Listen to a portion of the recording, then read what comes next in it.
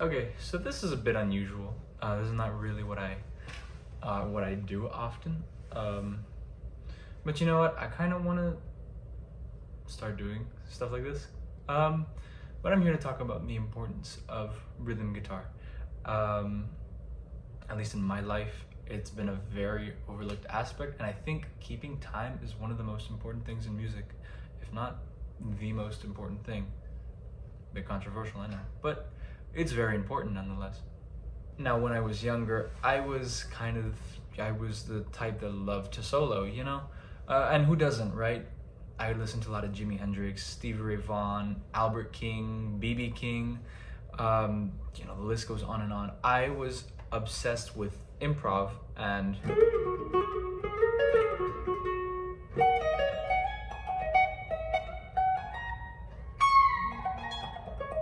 not the best, right?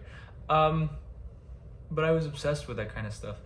And one aspect that was overlooked was my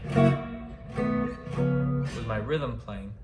And like I said, I think I had a decent feel, but I never really worked with a metronome up until a few years ago. Now, before we get into this, I just want to clarify that I am not a master. I am still a student.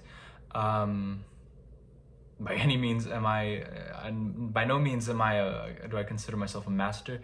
I'm just here to talk about what I love, talk about my knowledge, what I have, and maybe it might help some people, you know? That's my ultimate goal, really. Okay, now, the most obvious part is metronome. You need timing. I cannot emphasize this enough. There's a lot of people who I don't need a metronome. I can feel the song. You can feel the song and you can feed off of everyone else. Yes, but no. Yes, you should be able to feed off the song, but you need to be able to internalize a beat within you. And you're the rhythm. You need to, you need to keep everything together. If it's not the drums keeping everyone together, it's you. Think of yourself in rhythm guitar. Think of yourself as the drums. That's the best way to put it. You're not the drums, obviously, but the guitar is a very versatile instrument. It can be used melodically, and it can also be used rhythmically. It's very versatile. So when we're talking about rhythm guitar, you want to think of yourself as the drums. Now, one of my favorite exercises to get warmed up, to get loosened up, is an exercise that will go from quarter notes, eighth notes, 16th notes, to a tremolo. Make sure you're hitting all the strings. You can do this exercise on any chord you want. G, C, D, what's that? A minor flat 5, G major 7, I don't care. Do whatever you want.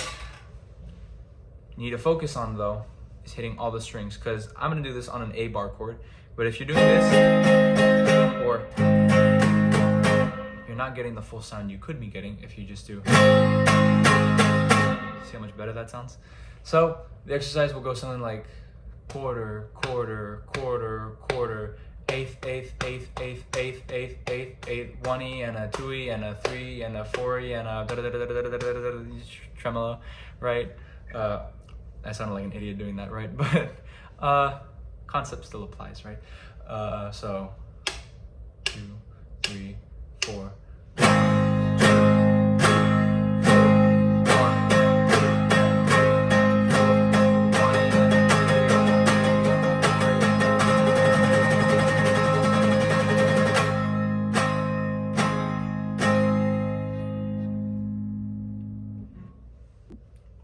And on this exercise, focus on making your ups sound exactly like your downs. It's kind of hard, right? Because, as a guitarist, you can always kind of tell, no matter how good your ups are, you can always tell when one's an up, one's a down.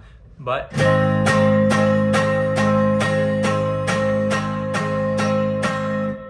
they should sound pretty similar. You don't want, because that's it it hollows out the feel, it hollows out the sound, and you don't want that. You want to constantly fill up the rhythm. You want to,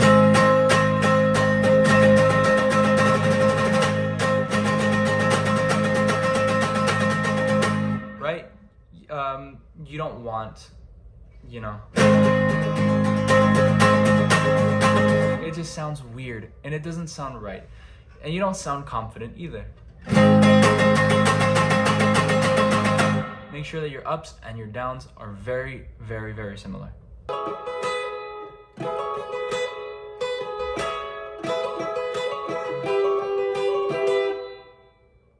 That's pretty good. Another technical aspect about this is your wrist. Now, and I hate to see it, but a lot of people, they will play with the wrist. They'll play with the wrist tight. They'll grab it. They'll grab the pick and they'll, or even rhythm. No. I heard this from my mentor, who's a master at guitar, right? He's crazy. He's crazy at guitar. But you never want to tighten any part of your right arm. Never. Because if you tighten it, it's just going to ruin your sound, it's going to ruin your technique, and you're not going to be able to play as good as you can play. Think of it kind of as like your arm. If you tighten it, it's a chain reaction. If you tighten your shoulder, it's going to feed down to your wrist. If you tighten your elbow, it's going to feed down to your wrist. And if you tighten your wrist, well, there's no chain reaction needed, right?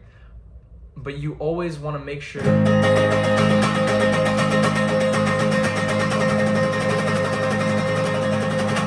there's no strain.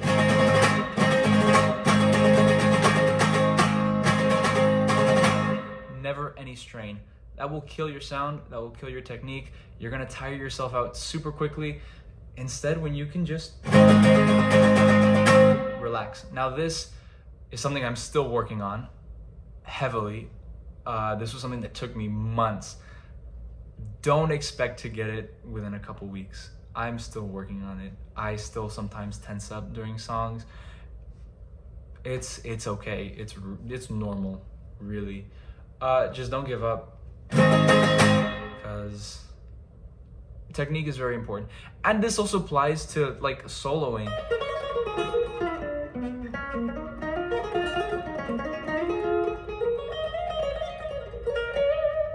Right? You want a loose wrist in all of that, because you tighten up and you ruin your sound, and you're gonna tire yourself out. So I cannot emphasize it enough. Besides metronome, I will also emphasize this till the day I die. I'll scream it out if I have to. Loose wrist. You want your playing to be like liquid. The best way to imagine your arm, think of it as spaghetti or jello. This is also, if you struggle with tightening your wrist, there's I can't remember who I heard it from, but he's a mariachi legend. He's a charro. He's a great guitar player, and I can't remember who his name was. I want to say it was Don Rigoberto Alfaro, but I don't think that's right. I don't know. I just know that I heard it from someone. You focus on your wrist a lot. Your brain is naturally, it's human instinct. It's gonna want to tighten up. The best thing you can do is focus on something else. Like his example was tighten your core, and it's good exercise too. If you're a singer, you need to have a strong support foundation. So tighten your core.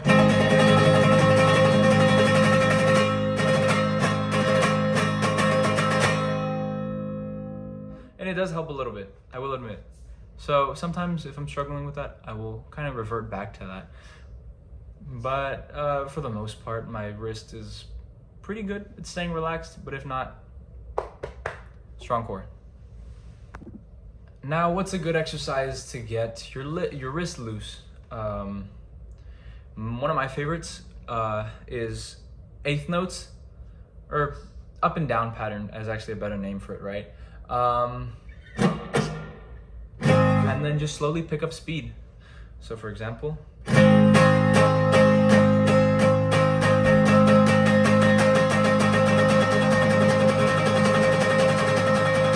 slow down.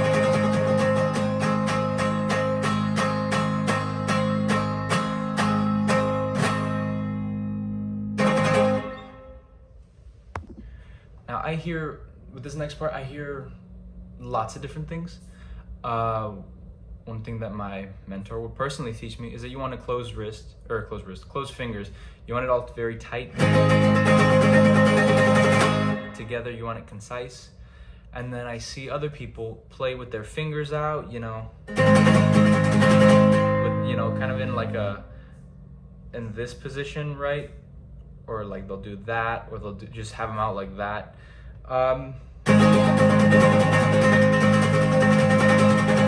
Right.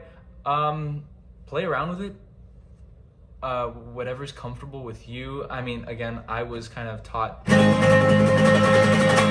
concise. But it's up to you, really. It's what you're comfortable with. I will say though, keep it tight, keep it together. Now this is gonna sound a bit silly, but picks also help too. Now what I use primarily for soloing are jazz 3 picks. These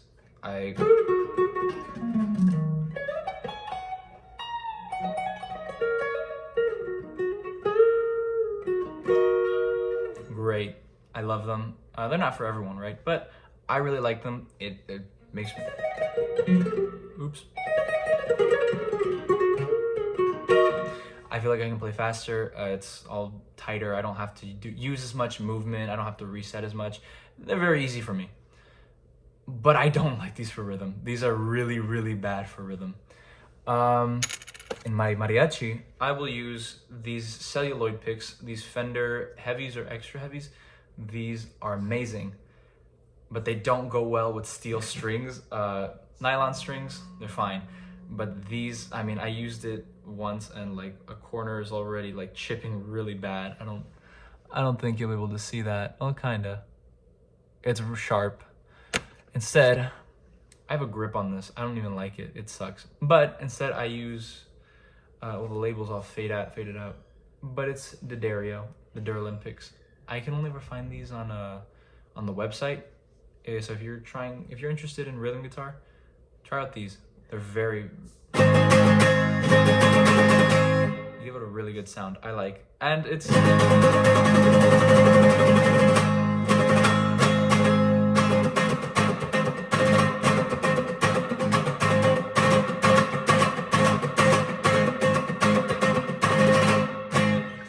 I like them. They're fun. Accenting is also a really big thing. If you were to play like a funk rhythm, like, or let's see. It's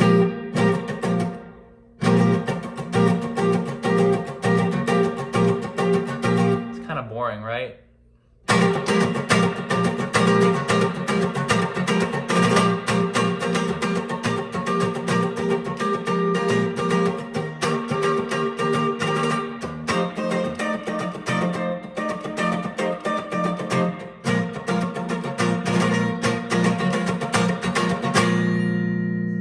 That's a little more spicy. It's a little more fun. That wasn't an actual song. If I did play an actual song, I like came up with that on the spot. It's just, goofing around. But notice how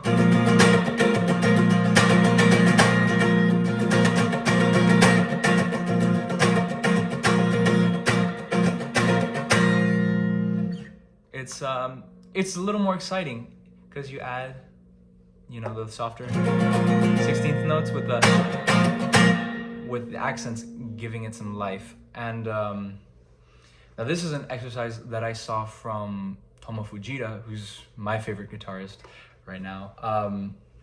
But he had an exercise where he 16th notes. I saw this just a while ago. But it was 16th notes, but placing the accents in different places, like I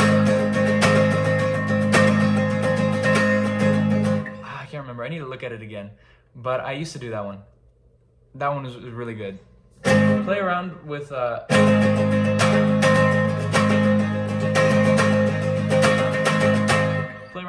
putting the accents in different places, and also work on your ups. Those are equally important as those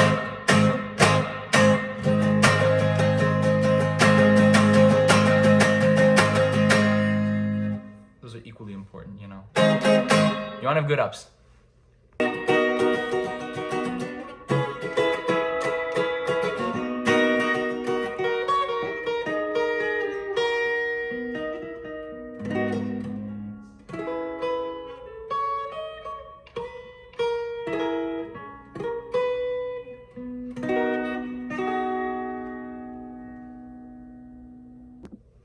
Now, let's put this all into practice, right?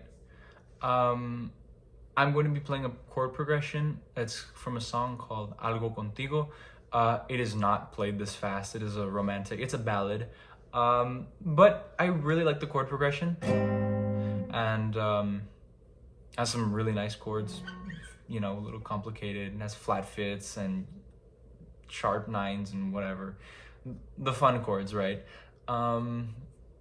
But yeah, so I'm kind of just gonna mess around with it, mess around with the feel. This is an improv, this is not written or anything, but just kind of an example of everything I've really talked about in this whole video. So, enjoy.